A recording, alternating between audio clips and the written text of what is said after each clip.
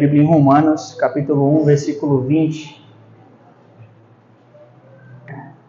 Vou falar mais alto, mais forte.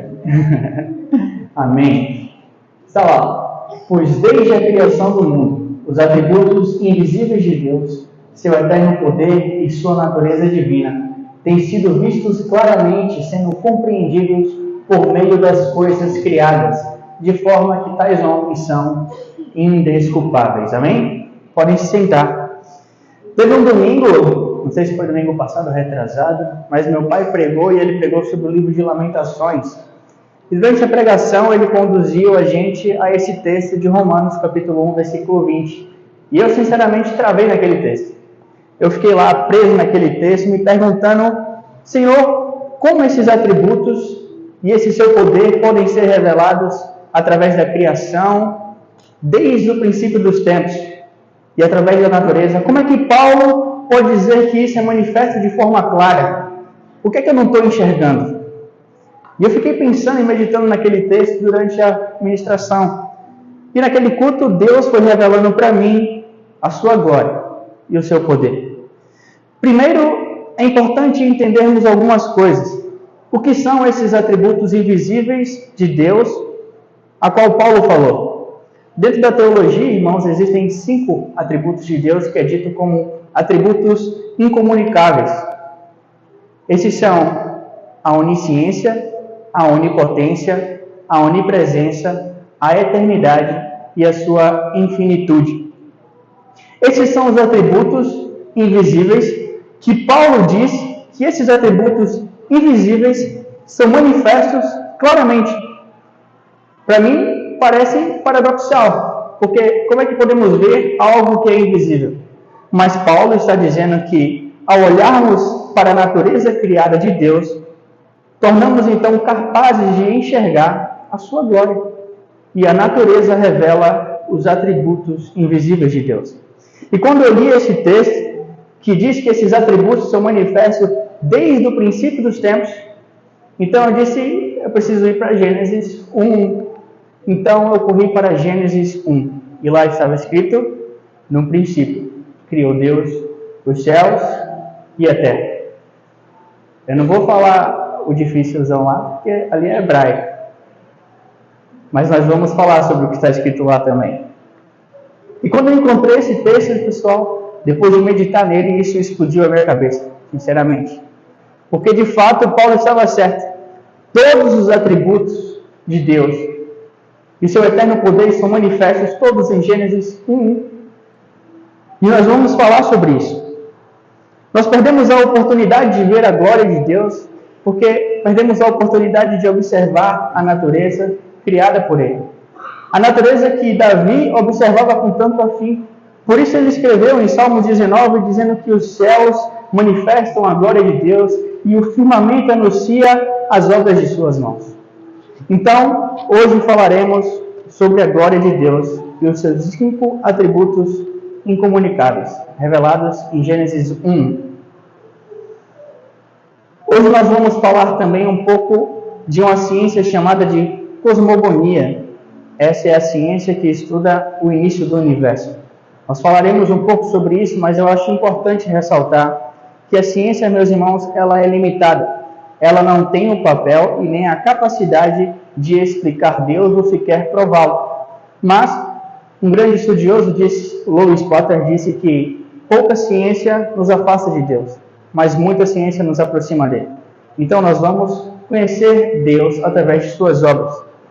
Para começar isso que vamos falar, eu preciso explicar a vocês a forma como Gênesis foi relatada por Moisés.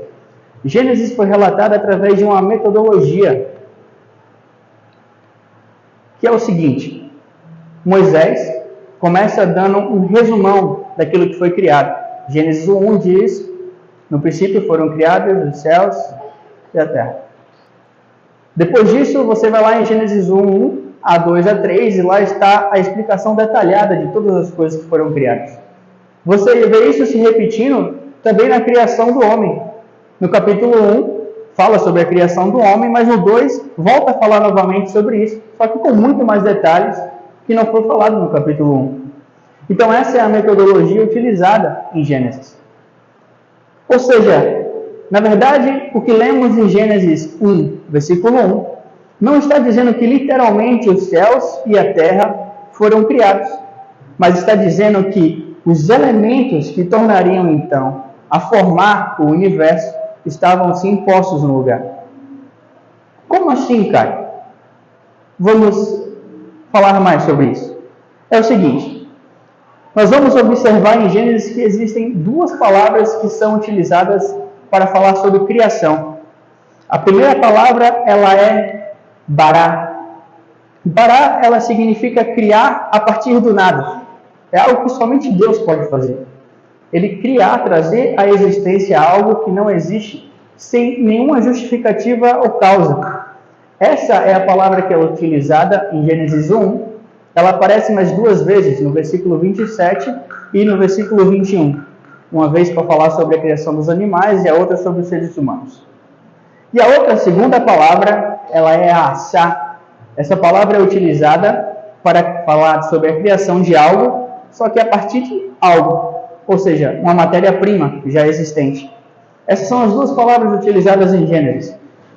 Ou seja, em Gênesis 1, é o relato de três elementos essenciais para a existência do universo. Olha só, se algum desses elementos faltassem, o universo ele simplesmente implodiria e deixaria de subsistir. Vamos ler com calma. No princípio, ali está dizendo sobre a criação do tempo. Criou Deus os céus, a qual relata a criação do espaço. E criou Deus a terra, que se trata da matéria, os átomos. Essa é a base científica, estudo da física, e que é a justificativa da subsistência do universo. Então, em sua primeira afirmação, a Bíblia estava certa. Então, no versículo 1, também explica, irmãos, um desentendimento de interpretação que temos do versículo 2. Nós lemos o versículo 2, que diz que a terra era sem forma e vazia, e que o Espírito de Deus pairava sobre a face das águas, e que havia trevas sobre a face do abismo, né? E existe uma teologia, as pessoas especulam que ali teria sido a queda de Satanás, não sei quem já ouviu falar sobre isso, e que a terra foi destruída, por isso havia trevas e tudo mais. Mas é bem simples. Por que havia trevas? Porque a luz foi criada no versículo 3. Por que havia um abismo? Porque simplesmente a matéria tinha sido criada, mas a terra ainda não tinha vindo a subsistir. Então, realmente, era o abismo do espaço, um espaço vazio e um universo ainda informe. Ah, mas você pode se perguntar, Caio, o Espírito Santo de Deus pairava sobre as águas, então, que águas são essas? Sim, as águas, elas estavam lá. Olha só, apontaram o telescópio Hubble, que é o telescópio que é utilizado até 2017, agora já tem um novo. Ele é utilizado para estudar o universo. Apontaram esse telescópio a 11 bilhões de anos-luz para trás. Eu preciso abrir um parêntese para explicar algo aqui agora. Como é que funciona a fotometria? Como é que eles estudam, né, o espaço e tudo mais? É o seguinte, vocês já perceberam que a luz do trovão chega primeiro do que o som dele? Isso é porque a luz tem uma velocidade superior ao som. Se eu pedir para vocês irem lá fora e me dizer se o sol está brilhando agora, vocês provavelmente iriam e voltariam e me diriam sim, está brilhando. A sua resposta estaria errada. Porque a velocidade em que a luz do sol sai de lá para chegar aqui demora 8 minutos e meio. Você está vendo um sol que brilhou há 8 minutos atrás. Então, a foto tirada pelos telescópios funciona da mesma maneira. Se ele tirou uma foto a 1000 anos-luz de distância, essa luz demorou 1000 anos para chegar até aqui. Então, você está vendo uma foto de 1000 anos no passado. Então, esse telescópio Hubble tirou uma foto a 11 bilhões de anos-luz no passado. E foi isso que eles encontraram. Água. Porque desde a criação do universo, a água já se espalhava por todo ele. Na verdade, as estimativas são de que existem 102 trilhões de vezes mais água espalhada pelo universo do que aqui na própria Terra. Então, o Espírito Santo de Deus, sim, pairava sobre a face das águas, porque o que não falta é água no universo. Ou seja, o início da humanidade não se trata de uma queda de Satanás, que destruiu a terra, porque a obra da criação de Deus ela foi perfeita desde o início. É interessante que algumas pessoas argumentam sobre a criação, dizendo que às vezes que a luz ela foi criada antes das estrelas e que isso não faz sentido. Só que até mesmo esse argumento ele é cientificamente coerente, porque a gente vai ver daqui a pouco, existem coisas chamadas nebulosas espalhadas pelo universo. São nuvens de gás extremamente quentes, que elas não são nem corpos celestes, nem planetas, nem estrelas, mas elas emitem luz. Porque Deus criou a luz antes das estrelas. A palavra ela permanece correta desde o início. É interessante, irmãos, observarmos a natureza para vermos Deus na natureza. Deus deixa a sua assinatura, assim como um artista ao pintar o seu quadro. E eu quero mostrar isso para vocês. Olha só os estados da matéria. Nós temos um Deus que ele é Pai, Filho e Espírito Santo, e você vai encontrar Deus triuno e 3 em 1 em tudo. Os 3 estados da matéria, sólido, líquido e gasoso. O tempo, ele é medido pelo passado, presente e futuro. A música, ela é dita pelo ritmo, harmonia e melodia. O espaço é medido pela altura, largura e profundidade. A base da matéria só é prótons, nêutrons e elétrons. Os olhos humanos, vocês só enxergam 3 cores, sabia? Vocês só enxergam vermelho, verde e azul. Estudando o olho humano, foi quando a tecnologia passou a utilizar as televisões e celulares coloridos, que é a tecnologia que a gente chama de RGB. Deus fez o seu olho captar 3 cores, e essas cores se misturam de forma que você enxerga essa paleta de cores que está olhando aí agora. A base dos prótons e elétrons, 3/4 cada um. As cargas elétricas são positivas, neutras e negativas. Os campos fundamentais da física são os gravitacionais, elétricos e magnéticos. O ambiente perfeito para a vida somente precisa do solo, da água e do ar. A base das soluções químicas é ácidas, neutras e básicas. A base de funcionamento de um núcleo, de cada célula sua, só precisa do DNA, o RNA e a proteína. A matriz do seu sangue é só hemácias, leucócitos e trombócitos. A sua pele é dividida em 3 camadas, epiderme, derme e hipoderme. O seu coração também possui só 3 camadas, o endocárdio, o miocárdio e o pericárdio. A base do universo é o tempo, o espaço e a matéria. Você vê um Deus em toda a criação. Esse é o nosso Deus. E como se isso ainda não fosse suficiente, ele deixou para nós a geometria e a matemática para facilitar esse entendimento. Porque pensamos, como é que 3 pessoas podem ser um? A gente olha para o triângulo. Olha o triângulo. Se você tirar a parte de baixo do triângulo, ele vai ser um triângulo? Não, ele vai ser um segmento de reta. Se você tirar a parte lateral do triângulo, ele vai ser um triângulo? Não, ele vai ser um outro segmento de reta. Mas se os 3 segmentos de reta permanecerem juntos, ele é um triângulo. Se o Pai, o Filho e o Espírito Santo permanecerem juntos, ele é Deus. E você diz, mas Caio, e a matemática? Onde a matemática entra nisso? Porque 1 mais 1 mais 1, mais 1, 1 mais 1 mais 1, 1 mais 1 mais 1 é igual a 3. Não é não? Sim, seria. Mas estamos calculando errado, porque se há um Deus, aí nós temos que usar outro tipo de cálculo. Porque estamos dizendo sobre um volume. E olha só, como calcula o volume disso aqui dentro? Nós não somamos os lados. Nós multiplicamos. 1 vezes 1 vezes 1. Então, 1 elevado ao cubo, porque Deus é 3 em 1. Então, nada na criação ou no universo vai negar a existência daquele que ele é, de Deus. Olha só, irmãos, essas características, né, na criação são uma das justificativas para que esse cara aí, ó, o Arthur Holly Compton, ele foi ganhador do Prêmio Nobel em 1927. E ele falou isso com muita facilidade.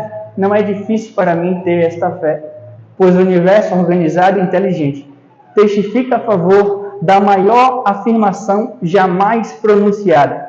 Num princípio, Deus criou os céus e a terra. Mas tá, irmãos, o que o tempo, o espaço e a matéria tem a ver com Deus revelar a sua glória? Porque até agora, para mim, revelou muita coisa. Então vamos falar sobre esses atributos e você vai entender o que é que tem a ver. Vamos falar sobre a onipresença primeiro. Afinal, a primeira palavra desse versículo já evidencia isso. A onipresença, meus irmãos, é a qualidade ou a característica de estar em todos os lugares ao mesmo tempo. Ou seja, Deus está em todos os lugares e em todo o tempo. Isso tem uma diferença. E sabe o que é isso? Pare para pensar e tente achar lógica na sua cabeça para isso. Se eu estou aqui, você estiver em sua casa, Deus vai estar aqui comigo e lá com você. Mas entenda que Ele não está se dividindo em dois. Você consegue encaixar isso em lógica? Eu vou dificultar. Existem 8 bilhões de pessoas no planeta.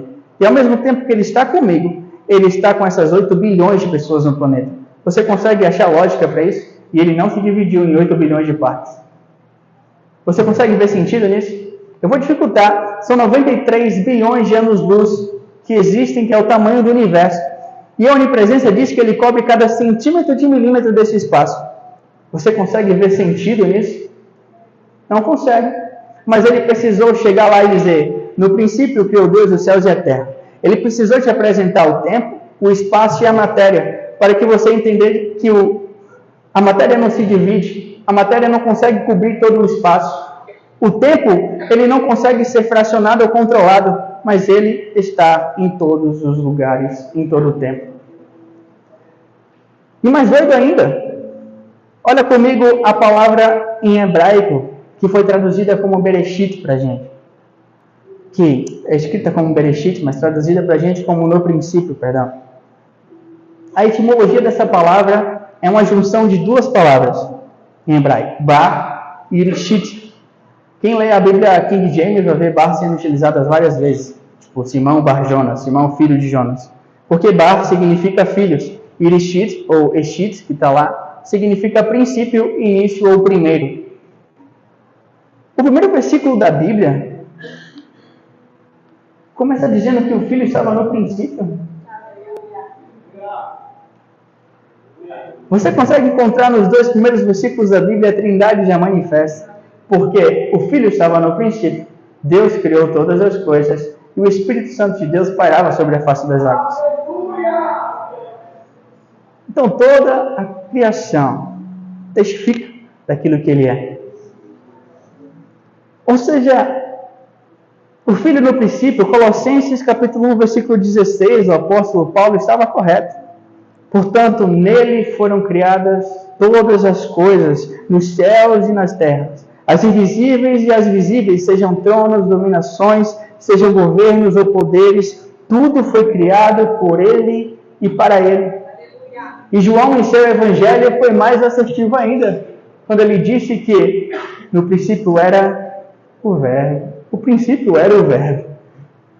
E o Verbo estava com Deus, e o Verbo era Deus. E Deus precisou, irmãos, criar isso para você ter uma pequena noção da sua glória.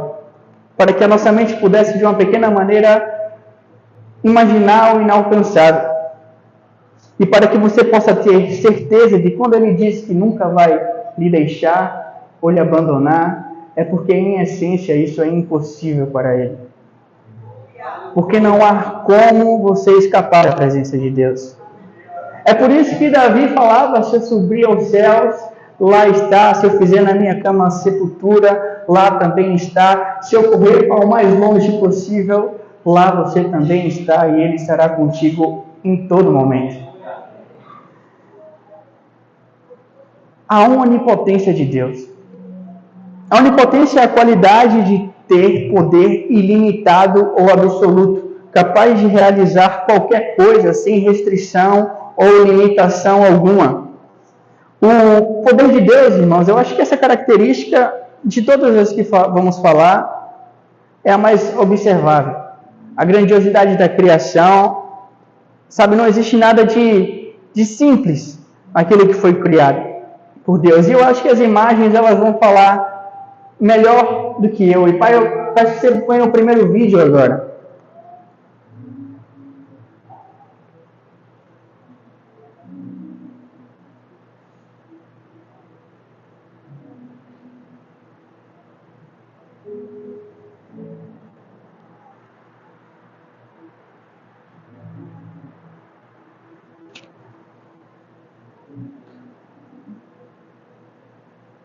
Pausa esse aí e volta. Fecha aí para alguma coisa. Tô achando que... Acho que você fechou um dos vídeos. Espera aí que eu vou só colocar aqui. Não. Tinha um terceiro que foi fechado aí.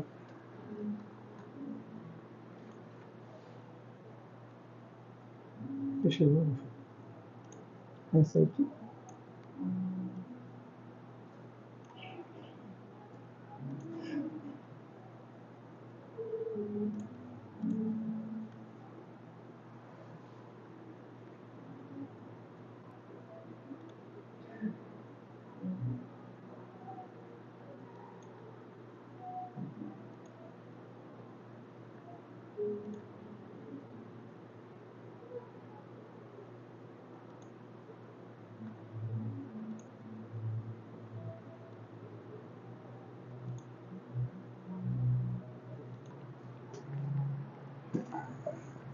Essas são algumas imagens dos telescópios só para você observar o espaço e a criação.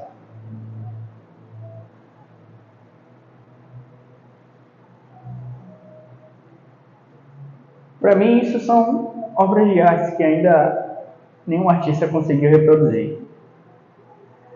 Essas cores que você vê, que pareciam montanhas ali, tá vendo? Esse negócio marrom e branco. Isso são as nebulosas que emitem luz, que eu te falei. Que não são corpos celestes, são gases concentrados de altíssima temperatura.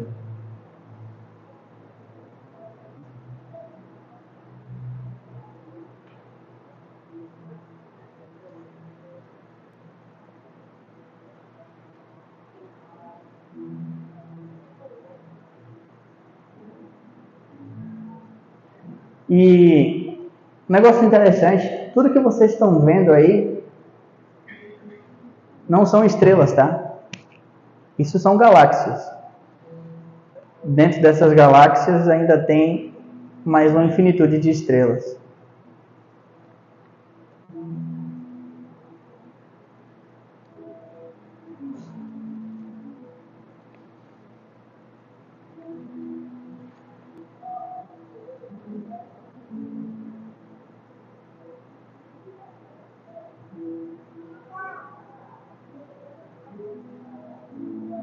Ali é um planeta.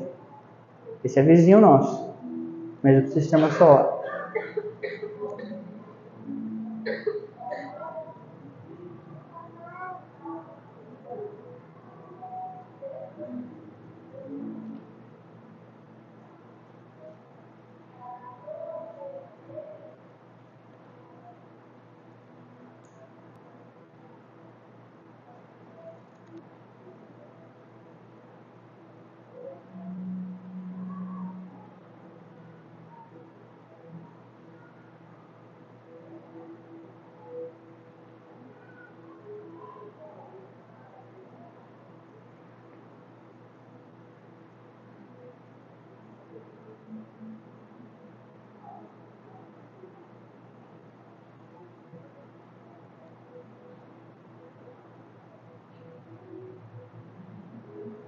Pode ir para o outro.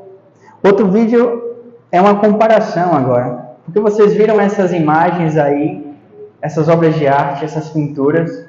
E aí você pensa, cara, muito legal, né? Agora, o que é isso? Que proporção isso tem? E esse vídeo vai mostrar agora a proporção de onde vivemos em relação ao universo.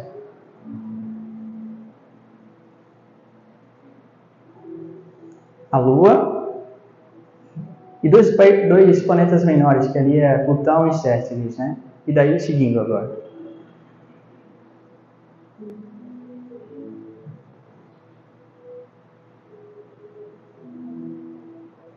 Aí é a nossa casa. Agora observe quem somos nós.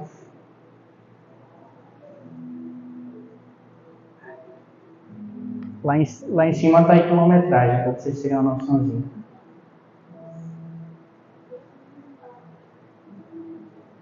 A menor estrela, tá?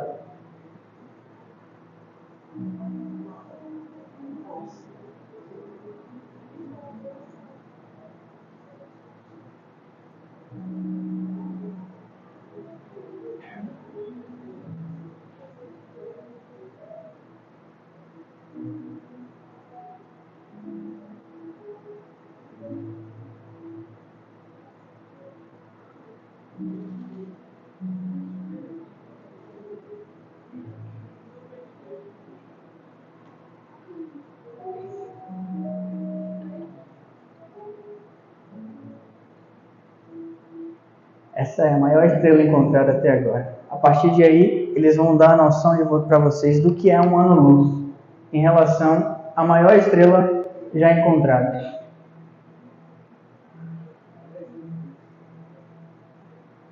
Ainda estão em luz-dias,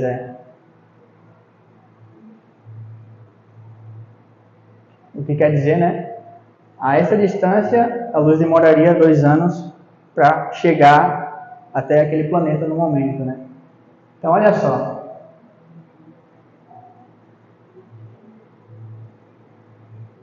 Olha que legal. Tudo isso que você viu agora é só a nossa galáxia. A Via Láctea.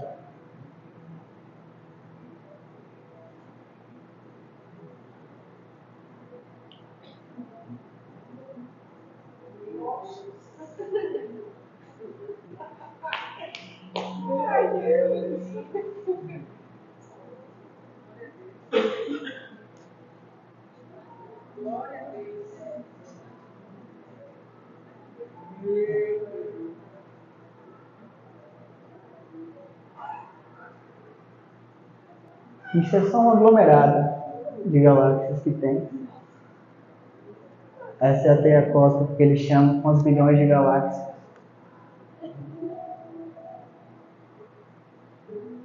Aí pode parar, pai, e fechar esse vídeo.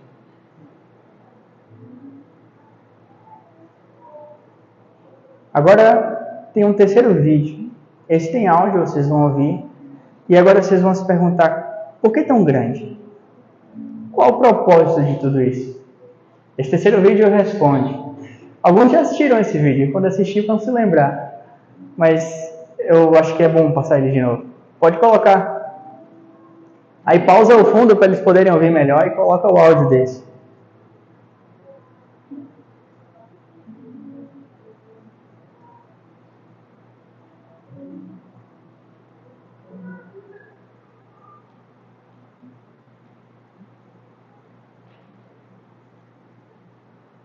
Tem que liberar o som ali, ó.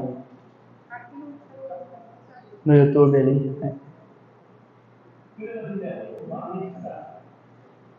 Acho que tem que aumentar na mesa.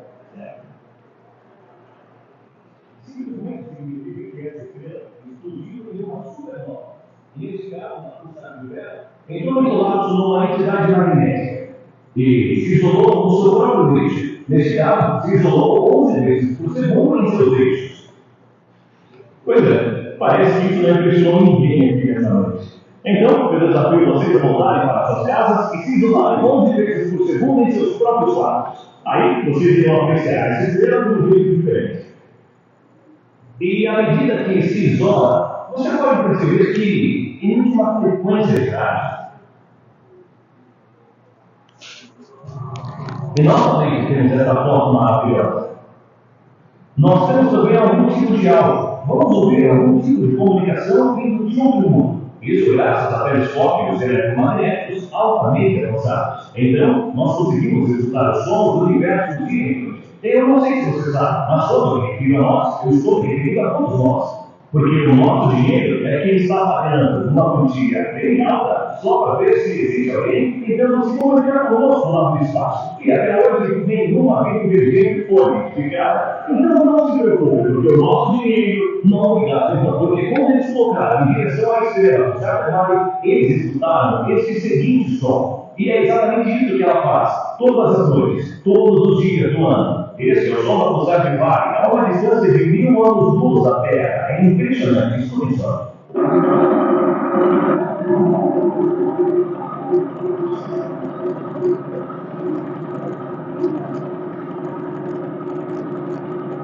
Olha, eu não sei quanto a vocês, mas isso me impressionou. Eu pensei, nossa, isso é inacreditável.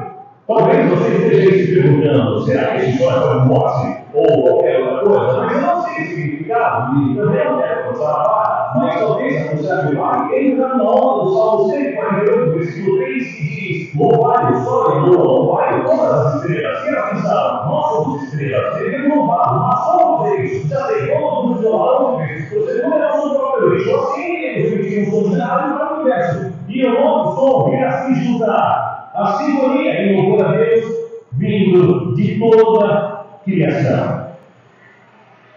Estão cantando, as estrelas estão cantando para Deus. Recentemente, eu fiquei sabendo da Planeta Sexual, que é uma constelação muito linda, por sinal, e é encontrada na República. Ela está a uma distância de 16.700 anos-luz da Terra. E vocês podem ver o brilho dela. Parece até uma coluna de diamantes. É impressionante o número de estrelas que conseguimos ver nessa imagem ampliada. Agora repare que na imagem vemos 12 estrelas azuis, são gigantescas. Porém, o que mais nos interessa nessa foto são as pulsadas de tipo milissegundos. São 23 estrelas pulsadas de milissegundos nessa foto, e nós gravamos o som de 16 telas. Enquanto estamos aqui reunidos na igreja, as 16 estrelas pulsadas milissegundas estão lá na operação 47 toda. Estão emitindo o seguinte som.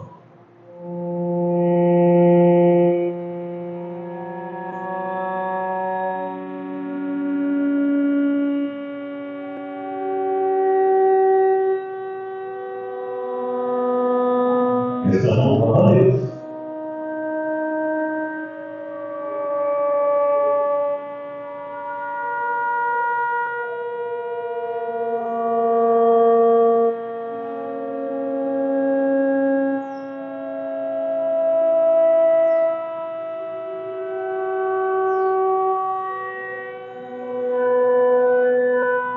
Bonito, não é? Quem poderia imaginar? Deus tem o seu próprio setor de instrumentos de cordas.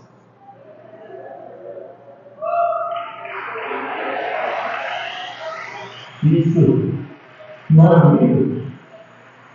Até aqui, vimos uma estrela pulsar 2 vezes por segundo, 16 estrelas pulsar de 20 segundos. O Salmo 148, versículo 7 diz: louvai ao Senhor desde a terra, vós baleias e todos os abismos. Fogo de Saraia, neve, vapor, vento tempestuoso, ouça a palavra, montes e todos os outeiros, árvores frutíferas e todos os cedros, feras e todos os gados, répteis e voláteis, reis da terra e todos os povos. Agora estamos incluídos. Nós temos o céu, nós temos o universo, temos estrelas, o sol e a lua. E agora ela fala a terra, ensina tudo que vive na terra, e de uma forma ou de outra. E então nos inclui reis da terra, versículo 11, e todos os povos, príncipes, e todos os juízes da terra, rapazes, e também as donzelas, velhos, e também as crianças, todos louvem ao nome do Senhor, porque o seu nome deve ser exaltado, e a sua majestade é acima do céu e da terra. Eu gostei como começa o texto, com as criaturas do oceano, porque eu estive na Bahia há alguns meses e era temporada de baleia, por demais. Eram grandes e parecia até que tinham feito um show para a gente, especialmente para nós. Elas tiravam, pulavam, saltavam, era tudo lindo. Então eu comecei a conversar com meu amigo. Eu queria saber tudo sobre as baleias, como chegaram até aqui. Como elas conseguem vir para o mesmo lugar em que os filhotes? E como sabem a hora certa para isso? E por aí, e ele diz que as baleias também se comunicam e cantando. Ele foi nesse momento, com o Salmo 148, ainda bem que esse mundo de mim, eu disse a ele, sim, elas cantam. Então, verificar que tipo de música elas cantam. Então, fiz uma rápida pesquisa online e eu pude encontrar as canções das baleias. E eu quero mostrar para vocês, porque eu sei que morando aqui em São Paulo, talvez vocês nem saibam onde fica o oceano. E é por isso que eu trouxe esse exemplo. Escutem.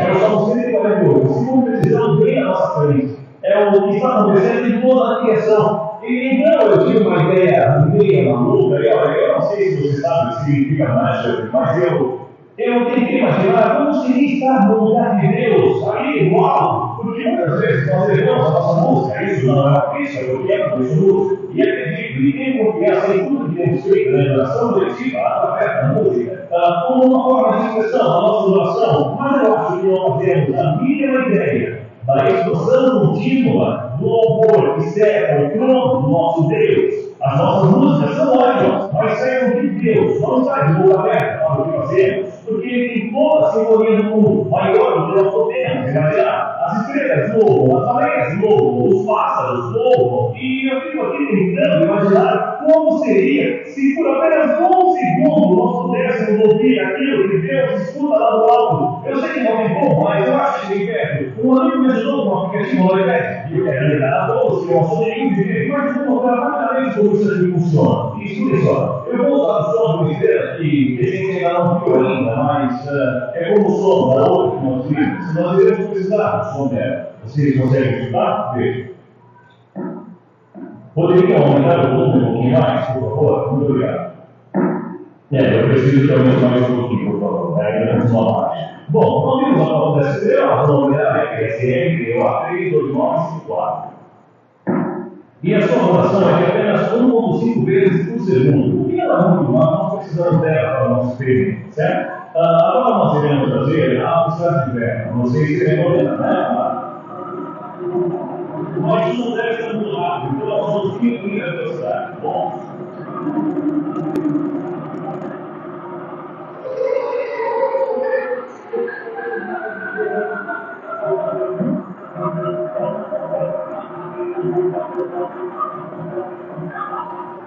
Presta atenção, Nenê. É apenas o som de duas estrelas. Pode devagar. E eu sincronizei ela. Eu sei que você gostou, falei, é muito descolado. Eu sei que também gostou, mas você gostou, não é? E eu também sei que a gente quer entrar no vídeo, mas não, não, você acredita no evento toda vez que eu não deixo o Espírito Santo ali. Mas lá, são apenas duas crianças. Agora vamos dizer as estrelas 20 segundos, aquelas que vêm do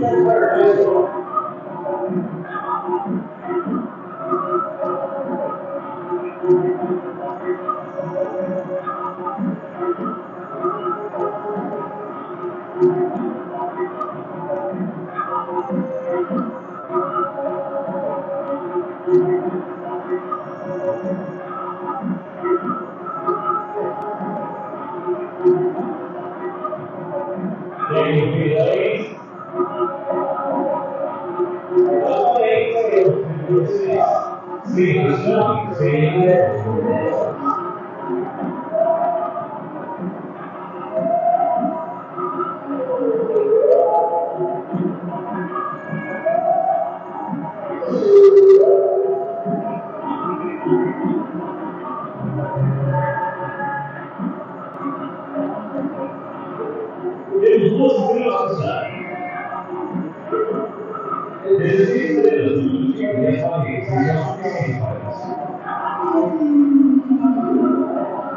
Tem a mesma coisa que você deve estar seguindo. Então, deixar tudo mais claro. O que ela se perguntando? Eles não se interessam. E que eles saibam que isso não foi. Alguém falou disso. Então, vejam o resultado. Talvez seja essa música que ela se perguntando.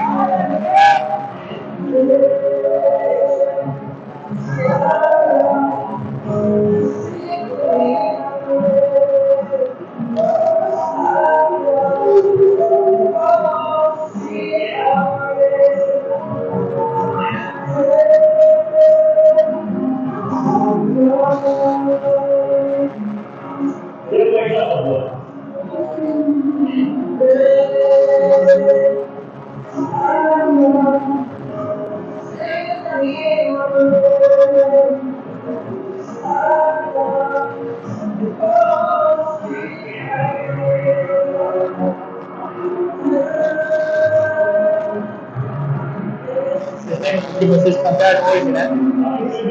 Já pararam para pensar que enquanto vocês louvavam, as estrelas e o universo acompanhavam esse louvor? E Deus, no seu alto e sublime trono, escutava o universo louvando.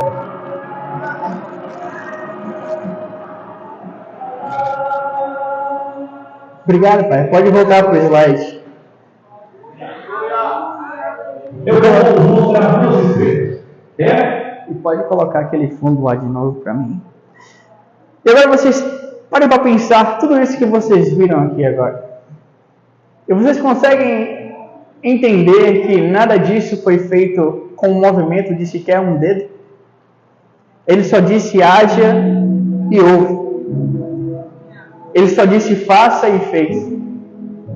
Vocês conseguem entender agora o que é uma onipotência?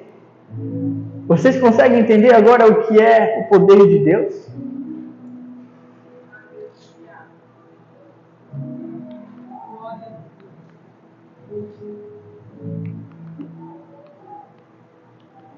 Vou colocar algumas imagens aqui para você ver. Quando eu vi essa foto, eu falei com Lua, ela disse que não enxergou. Eu enxergo. Vocês conseguem enxergar um rosto aqui? Conseguem ver uma boca? Um nariz? Como se fosse a parte de baixo de um rosto soprando algo. O sopro de vida, parece, né? Eu achei essa imagem muito incrível. Aqui a boca.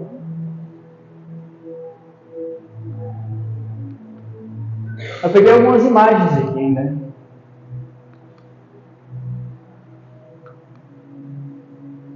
Esse é o universo. Criação de Deus. 93 bilhões de anos-luz. Um ano-luz é igual a 9,5 trilhões de quilômetros. Aquele número ali que eu nunca vou saber dizer é o que seria o universo em quilômetros. É 8 vezes 10 elevado a 23. É muito zero para trás. O que quer dizer, eu já expliquei, né? Se viajássemos nessa velocidade, ainda assim, para atravessar o universo criado por Deus, demoraria 93 bilhões de anos. E para mim isso é muito doido. E agora eu vou com vocês para Isaías capítulo... tem mais coisa para falar. É verdade, perdão. A estimativa é que existem, como eu falei, mais de 100 bilhões de galáxias. Cada galáxia, eles acreditam que existem de centenas de bilhões a centenas de trilhões de estrelas. Os cientistas até 2025 acreditavam que existia 3 vezes mais estrelas nos céus do que grãos de areia em todos os desertos e praias da Terra. Só que eles revisaram isso e eles disseram que não é 3 vezes, é 10 vezes. Eles têm certeza que eles erraram para menos. Então, é muito grande. É demais.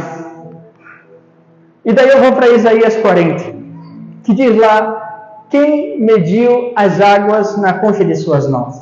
E agora você sabe que, quando eu estou falando das águas, você não pensa só no planeta Terra, mas em um universo que possui 102 trilhões de vezes mais água do que aqui. E ele mediu na concha de suas mãos. Quem a palmos definiu o limite dos céus? Quem a palmos mediu 93 bilhões de anos-luz? Quem jamais calculou o peso da terra, o peso dos montes? Na balança e as colinas dos seus pratos, ergam os olhos e olhem as alturas. Quem criou tudo isso? Quem põe em marcha cada estrela do seu exército celestial e a todas chama pelo nome? E tão grande é o seu poder e tão imensa a sua força que nenhuma delas deixa de faltar. Faça um experimento caseiro. Quando você for a uma praia, encha um punhadinho de areia em suas mãos. Leve para a sua casa, vai separando ali. Dê nome para cada uma delas. Ou numere elas de 1 a sei lá quantas você pegou. Misture elas e tente lembrar quem era quem. Você está entendendo isso? Agora, em proporção, você é menor do que um grão de areia no universo. Você é menor do que uma fagulha de pó. Mas ele sabe seu nome. Misturado a 8 bilhões de pós que existem nessa terra, ele sabe o seu nome.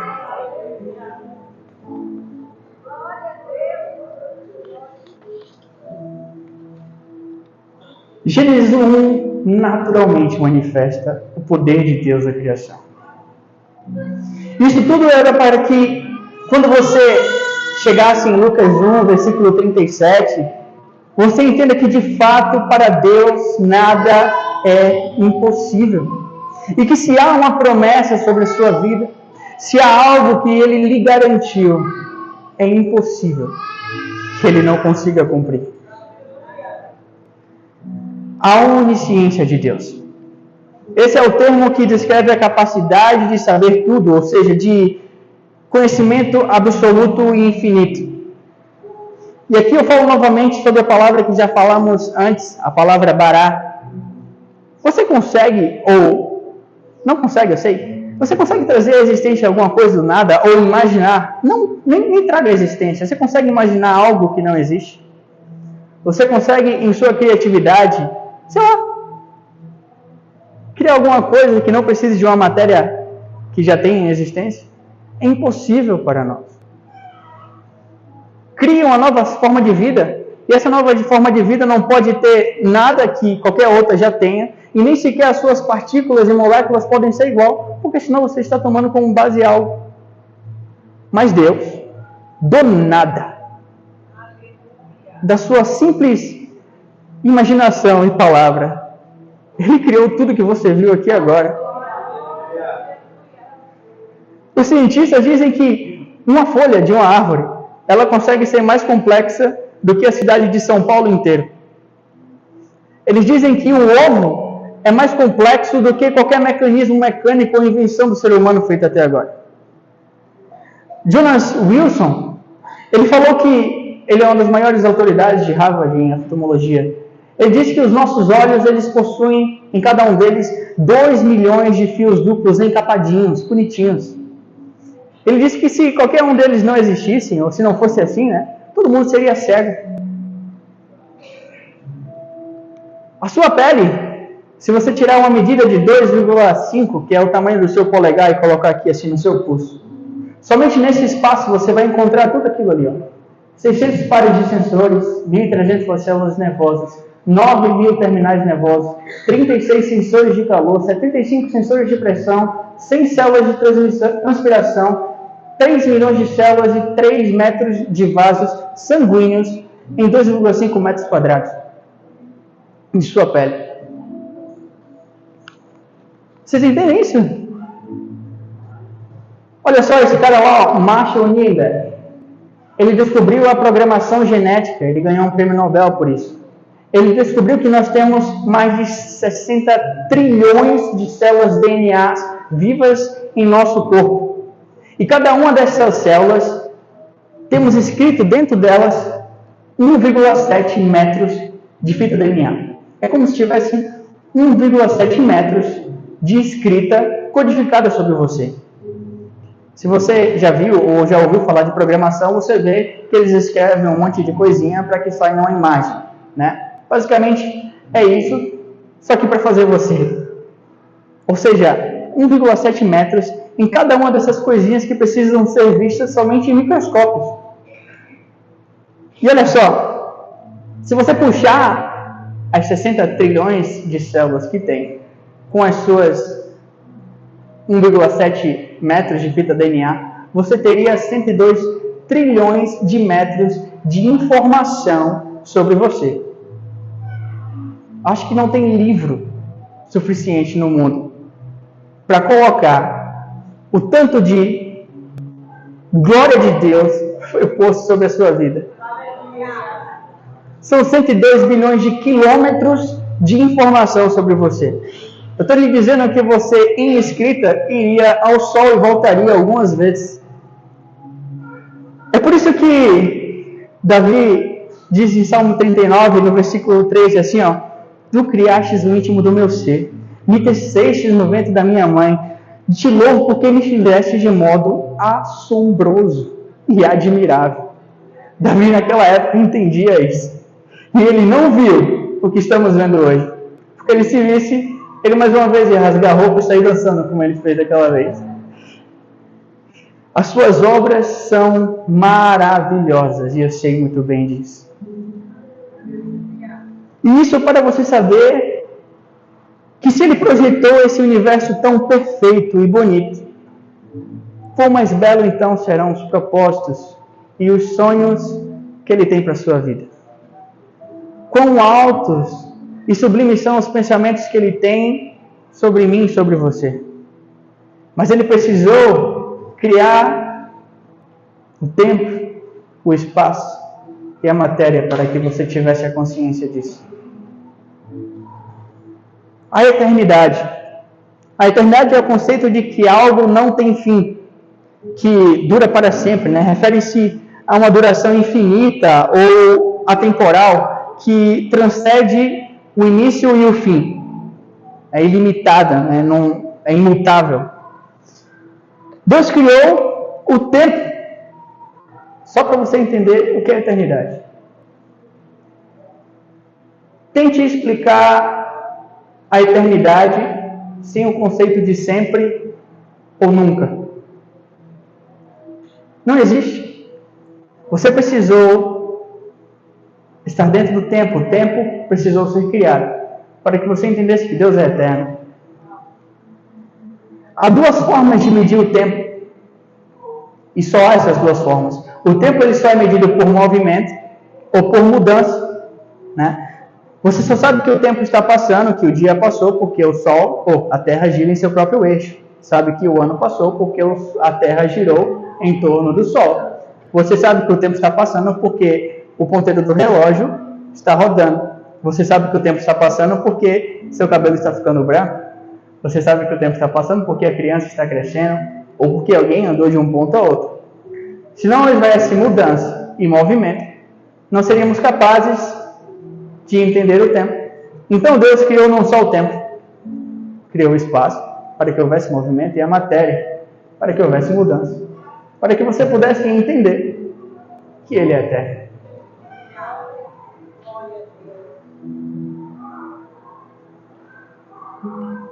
E entendemos que o tempo, ele inevitavelmente implica mudança e movimento. E agora vamos para as Escrituras. O que está escrito em Hebreus 13:8. Jesus diz que Ele é o mesmo ontem, Ele é o mesmo hoje e Ele é o mesmo eternamente.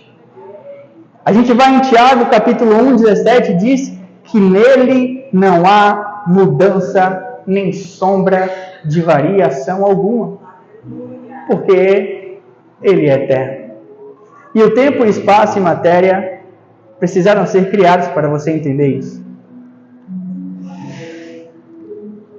Entendermos a eternidade, irmãos, é simplesmente impossível. Por mais que você tente e se esforce o máximo. Eu já tentei, eu passei algumas horas tentando. Você chega em um lapso que você tenta achar alguma justificativa para que aquilo tenha acontecido de alguma forma. E você nunca vai encontrar. Nós vamos passar a eternidade com Cristo, certo? Mas nós nunca seremos eternos, já parou para pensar nisso? Vai passar uma eternidade e você não será eterno. Porque você teve o início. Mas Ele nunca teve o início. Você consegue alcançar isso? Eu, sinceramente, chego a um ponto que eu começo a pensar e parece que uma parede negra encontra a minha cabeça. E eu paro ali, eu não consigo mais. E eu acho isso muito doido.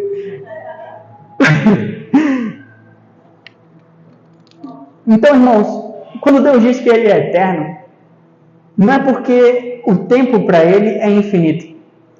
É porque, na verdade, Ele está fora do tempo. O tempo ele foi criado simplesmente para que entendêssemos quem Ele é. Mas se o tempo pudesse ser posto em uma linha, Deus estaria de fora dessa linha, assistindo você. Então, ao mesmo tempo, agora pensa que doideira. Isso quer dizer, irmãos, que se Deus é eterno, no dia em que Ele viu Jesus sendo crucificado, na mesma hora Ele viu você aceitando o Senhor como Salvador. E naquela mesma hora, Ele viu eu e você na eternidade com Ele.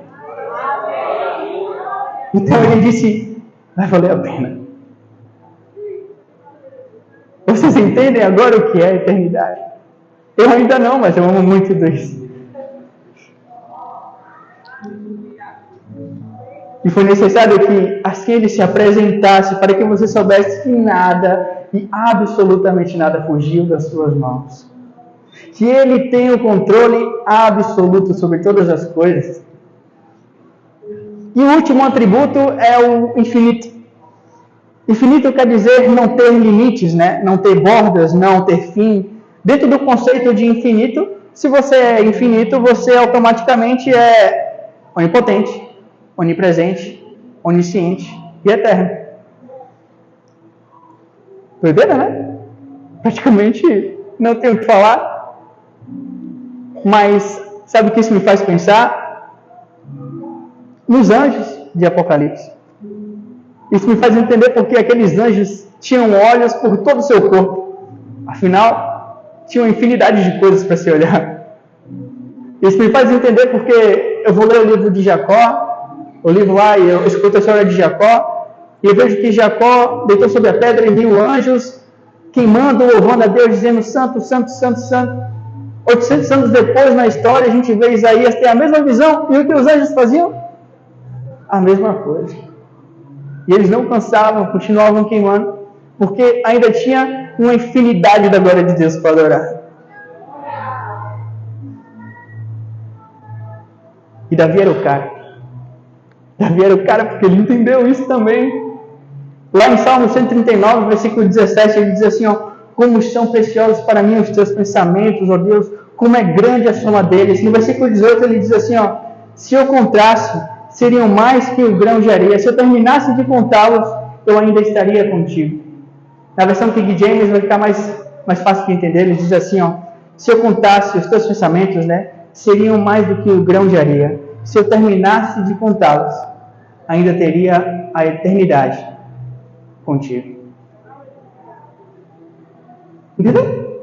Você está dizendo, eu estou dizendo, irmãos, que você não vai ter tédio no céu. Porque não vai lhe faltar informação. Porque não vai lhe faltar novidade. Tem uma eternidade para trás e uma eternidade para frente para você conhecer de Deus ainda. E tudo que estou falando aqui agora é somente aquilo que ele apresentou em Gênesis 1:1, para que você pudesse conhecê-lo um pouco.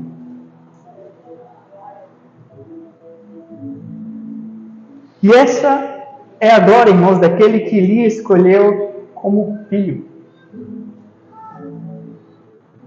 O Deus vivo e absoluto, o Criador dos céus e da terra. Tudo isso para que fosse manifesta a sua glória. Agora vocês entendem o que Filipenses diz do que foi que Jesus se esvaziou? Ele se esvaziou de tudo isso, por mim e por você. Ele se esvaziou de tudo isso para morrer naquela cruz por mim e por você. A nós que não somos nem sequer pó, em relação à grandiosidade de tudo que foi criado. Mas não foi a nada disso que ele se apegou. Ele se apegou a nós, esses pequenos e miseráveis, no meio desse universo imenso e glorioso. E diante dessa grandeza, nós nos pegamos nos questionando, sabe, murmurando sobre os nossos problemas, diante de um Pai gigante, poderoso. E eu quero terminar com vocês, irmãos, e se quiserem ficar de pé, depois o pastor já pode vir, lendo Isaías capítulo 40, no versículo 27 ao 31, que diz assim, ó: Por que você reclama, ó Jacó? Por que se queixa, ó Israel? Ó Senhor, não se interessa pela minha situação? O meu Deus não considera a minha causa? Será que você não sabe? Nunca ouviu falar? O Senhor é o Deus eterno, o Criador de toda a terra. Ele não se cansa nem fica exausto. A sua sabedoria é insondável.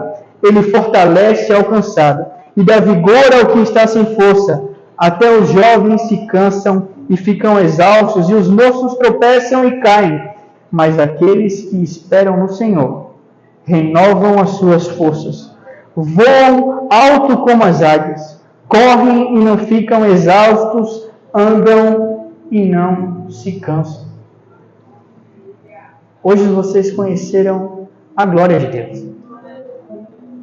Então eu lhes digo, meus irmãos, que diante de um Pai tão glorioso e infindável, creia nele e espere nele. E é o que eu tenho para compartilhar com vocês, amém? Agradeço a oportunidade.